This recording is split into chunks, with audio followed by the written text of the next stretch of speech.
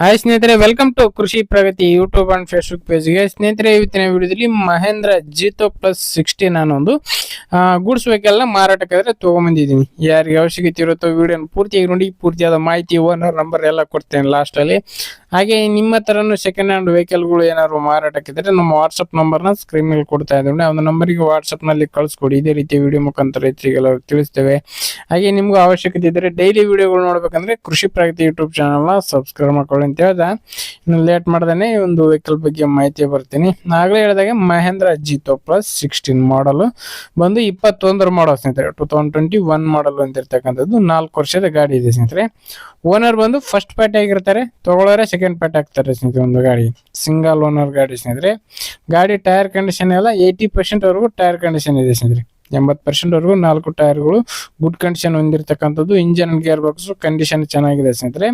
ಇನ್ನು ಗಾಡಿ ಬಂದು ಸ್ನೇಹಿತರೆ ಲೊಕೇಶನ್ ಬಿಜಾಪುರ ಜಿಲ್ಲೆ ಬಬಲೇಶ್ವರ ತಾಲೂಕಿನ ತಿಗಣಿಬಿದಿರಿ ಅನ್ನೋ ಒಂದು ಗ್ರಾಮದಲ್ಲಿ ಮಾರಾಟಕ್ಕಿದೆ ಸ್ನೇಹಿತರೆ.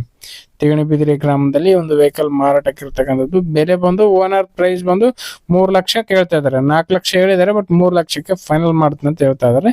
ನೋಡ್ರಿ, ಲೊಕೇಶನ್ಗೆ ಹೋಗಿ ನೋಡ್ಕೊಂಡು ನಿಮ್ ಬೆಲೆನ ನೀವು ಕೂಡ ಕೇಳ್ಕೊಂಡು ಖರೀದಿ ಮಾಡಬಹುದು. ಫೈನಲ್ ಪ್ರೈಸ್ ಮಾತಾಡ್ಕೊಂಡು ಹೆಚ್ಚಿನ ಮಾಹಿತಿ ಏನ್ ಬೇಕಂದ್ರೆ ಓನರ್ ನಂಬರ್ನ ಕೆಳಗಡೆ ಟೈಟಲ್ ಅಲ್ಲಿ ಡಿಸ್ಕ್ರಿಪ್ಷನ್ ಬಾಕ್ಸ್ ನಲ್ಲಿ ಓನರ್ ನಂಬರ್ ಕೊಟ್ಟಿದೆ ನೋಡಿ. ಆ ಓನರ್ ನಂಬರ್ಗೆ ಕಾಂಟ್ಯಾಕ್ಟ್ ಮಾಡಿ ಹೆಚ್ಚಿನ ಮಾಹಿತಿ ಬೇಕಂದ್ರೆ ತಿಳ್ಕೊಳ್ಳಿ.